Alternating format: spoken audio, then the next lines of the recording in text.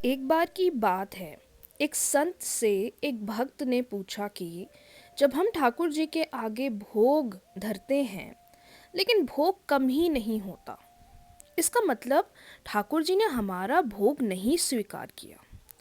वो इस चीज़ के बहुत ही ज़्यादा चिंतित या परेशानी में चले गए थे कि रोज़ इतने अच्छे भोग बनाना और रोज़ ठाकुर जी के सामने, बाके बिहारी जी के सामने, श्री कृष्ण भगवान जी राधा रानी के सामने जब ये भोजन की थाल रखते हैं, लेकिन हमेशा जब भी देखो कि भोजन कम ही नहीं होता है।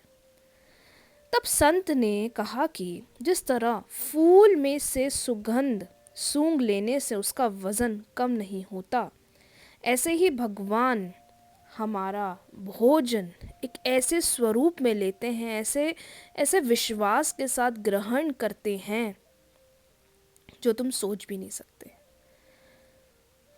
भगवान जब उस भोग को देखते हैं तो भगवान तुम्हारे भोग को नहीं देखते, भगवान तुम्हारे भाव को देखते हैं। भगवान पर भरोसा रखो। उन्होंने ये भोजन जिस रूप में ग्रहण करा है वो तुम्हारी श्रद्धा है, तुम्हारा दिल है जो तुम्हें रोज़ सुबह उठाता है और भगवान का नाम का जाप करवाने को बोलता है, या भगवान के लिए अच्छे अच्छे पकवान, अच्छे अच्छे भोजन बनाने का दिल करता है। विश्वास रखो, ठाकुर जी ये भोग तुम्हारा रोज़ लेते तो हैं लेकिन उनका स्वरूप बहुत अलग होता है। तुम अपनी तरफ से ऐसा बिल्कुल भी मत सोचो कि हम इतने दिल से भोग बनाते हैं और श्री कृष्ण भगवान जी भोग नहीं लेते। ऐसे ही हम सबके जीवन में होता है। हम दिन रात भगवान के नाम का जाप करते हैं, भजन करते हैं, कीर्तन करते हैं, भगवत गीता पढ़ते हैं या हम सुनते हैं, लेकिन हम सोचते हैं कि क्या हमारी पूजा पाठ हमें अंतर दिखा रही है, क्या हमारी पूजा सच में भगवान तक पहुंच रही है। तब भगवान हमें संकेत के थ्रू साइंस देते हैं।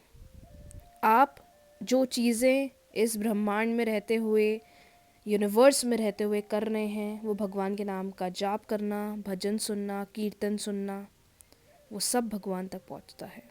लेकिन सही समय में उसका जवाब मिलता है, सही समय में उस चीज़ का अंतर दिखता है। तो आप ये कभी ना सोचें जो दिल से पूजा आप कर रहे हैं वो भगवान तक नहीं पहुंच रही है। भगवान कभी ना कभी किसी ना किसी रूप में आपको साइन सिग्नल्स देकर वो चीज़ पूरी करते हैं।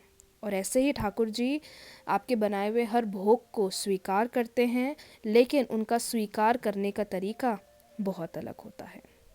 क्या आपने कभी इस चीज़ को एक्सपीरियंस करा है? क्या आपके साथ कभी ऐसा हुआ है? मुझे कमेंट सेक्शन में ज़रूर बताइएगा। राधे राधे।